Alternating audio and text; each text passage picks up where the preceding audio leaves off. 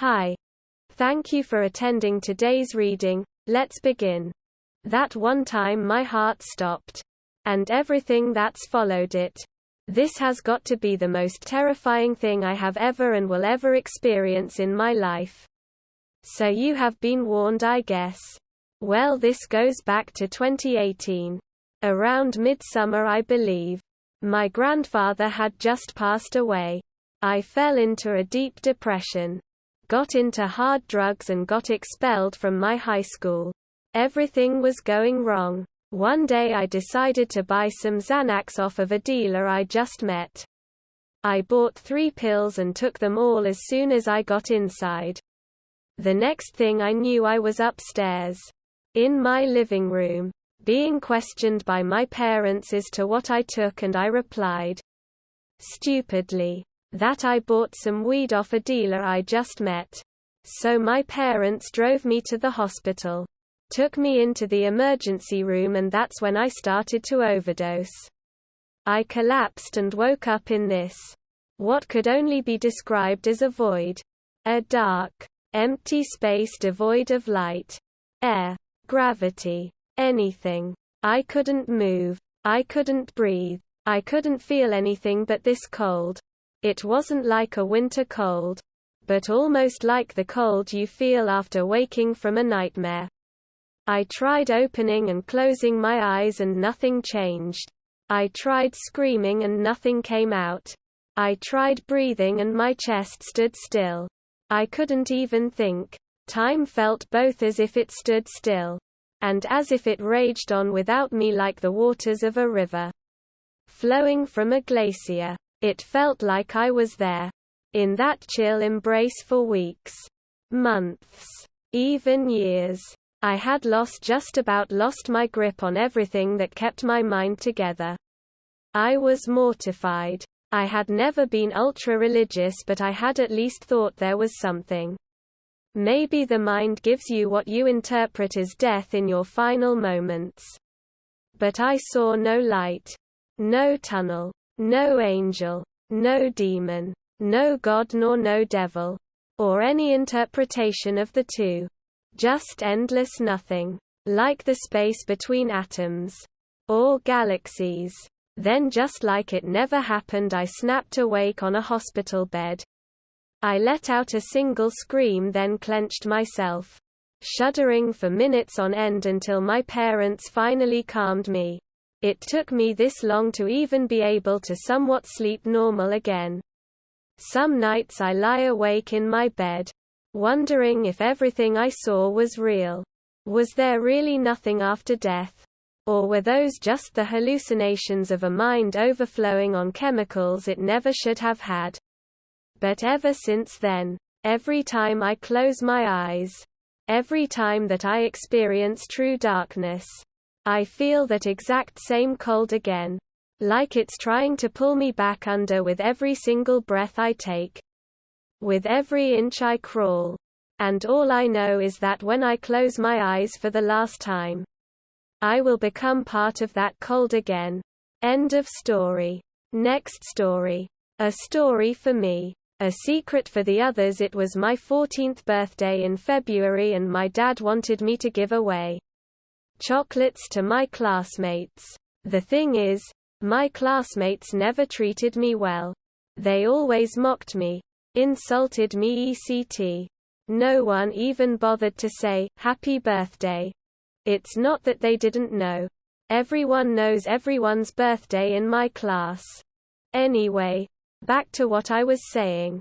Instead of taking the chocolates to school with me, I hid them in a fridge we have on the ground floor. When I returned home, I went to that fridge, kept 2 chocolates for my brothers, and ate the rest of them.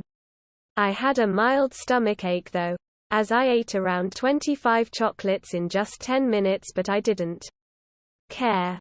I hid the covers of the chocolates in a plastic bag, as I heard my brothers arriving home, and only bothered to throw them away in June, as I was too bored to do it earlier.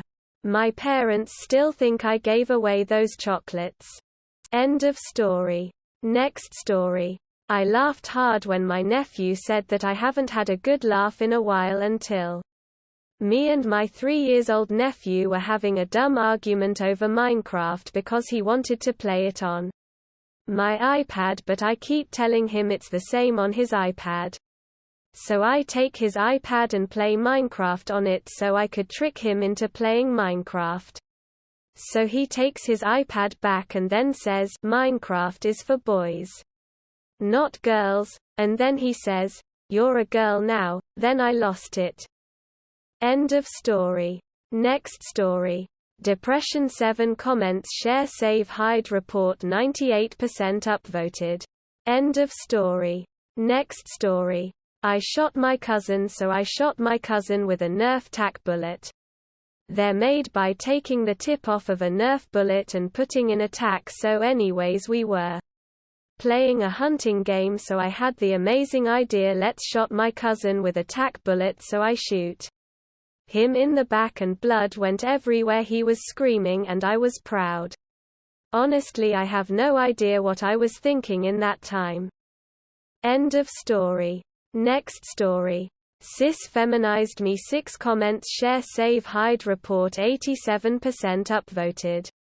End of story. Next story. How me a retarded boy fell in love on a girl that I met inside the girls' restroom. It was back then. In 2nd grade, one was trying to hide from a bully that really wanted my ass beaten up. So I tried to hide from him and I thought, hey, why not hide in the girls' restroom? So I did. When I was hiding in one of the stalls, a girl opened it and at first I thought, shit, she's going to report me. Then the sweetest voice I heard from the wide world. "What are you doing here?" she asked. Then I told her a short story of how I ended up there. Then she asked my name and I was just silent. After seconds of silence, she introduced herself. "My name is Haley," and she stayed for a while until I decided to come out. I'm now 14 and to this day I still have a crush on that girl. Sadly, back in April she left to go to her province and I hope that she will come back. End of story. Next story. 8th grade diarrhea horror story. True story. I have suffered from IBS for most of my life and have experienced more than my fair share of gastrointestinal nightmares in the worst possible times and places. So today I am going to tell you about just one of them. When I was in 8th grade, we only had 2 to 3 minute breaks in between classes. I was in choir for 5th period. And the choir room was all the way on the opposite side of the building from the rest of my classes. On this particular day, I had been suffering from some pretty nasty stomach cramps. It sucked. But it was nothing terribly out of the ordinary. Choir class came to an end and I had to haul ass across the building in 2 minutes to make it to my English class. My English teacher was a total bitch and would often resort to ridicule and passive-aggressive humiliation when dealing with students she didn't favorite. I often made fun of her to my friends, insulting her for always wearing the same striped cotton turtlenecks to hide her double chin. This might sound cruel on my part, but she was the type of teacher who favorited the popular, smart kids, and just had a shitty cynical attitude for any student who was less than perfect in her eyes. Anyway, in just 2 minutes I had to run across the school, go to my locker to switch my books, and make it to this bitch's dumbass class on time. Once I got to my locker, it suddenly hit me that I had to pee really bad. I knew I was really running low on time and did not want to divert to the nearby restroom. But the building pressure in my gut made me realize I had little choice. Once I got to the bathroom, I knew I was probably going to be late already. So I knew I had to empty my bladder in record time. In a rush of pure adrenaline and anxiety, I pushed my pee out as hard and as quickly as I could. Apparently I pushed just a little too hard and I soon felt what can only be described as some of my pee leaking out of my ass and running down my leg. I immediately felt mortified and realized I had just squirted liquid shit all the way down my pant leg. It was the consistency of pure water and it smelled like propane, sulfur, and burnt tires. Nevertheless, I was so scared of my English teacher and being late to class, that I ended up just running to class anyway. I arrived with seconds to spare, and promptly sat down in my own liquid shit, hoping no one around me could smell the demonic fumes emanating from my jeans. Our desks in this class were clustered together in pairs. Just fucking perfect, right? And I happened to be seated next to this really cute girl who made me super nervous. I kept looking at her out of the corner of my eye to monitor her expression, hoping to God she couldn't smell what I could smell. At this particular time in my English class, we were studying the history and culture of slavery in 1800s America. And Ms. Fat Turtleneck Bitchface made us sing Swing Low, Sweet Chariot as a class. I was absolutely petrified, and, not wanting to draw any attention to myself, could only mouth the words under my breath as my vocal cords remained paralyzed in fear. My dumb bitch of an English teacher didn't care to realize I had just come from choir and would normally have no problem singing out loud. She always seemed to single me out because, to be fair, I frequently missed assignments and didn't pay attention in class. So, to my horror, she came over and got her face super close to mine and made a sarcastic, angry smile, trying to force me to sing audibly. My anxiety just grew worse and I honestly could have passed out at this point from the pressure and potential humiliation. My forehead began producing beads of sweat, and I could feel myself blushing as I sat staring blankly ahead like a deer in the headlights. I stayed super still, trying to avoid further agitating the pool of anal leakage in my pants and emitting even more toxic fumes into the space around me. The rest of the day went mostly okay, and I just kinda kept quiet and watched the clock in anticipation for when I could go home, change my pants, and relieve the mounting pressure in my bowels. Luckily I only had to get through one more easy class period and a bus ride before I could find the solace of my own commode. When I got home, I finally let out the rest of my shit. Come to find out it was white. I didn't tell anyone this at the time, but apparently that's a sign of liver failure or something. But it never happened to me again.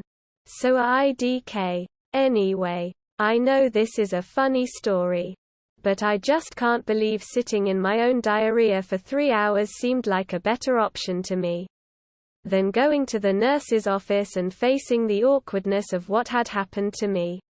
I think it says a lot about how terrifying navigating the school system can be for kids who have anxiety and/or gastrointestinal problems, many of whom, like me, would rather just suffer in silence. Anyone else relate? End of story.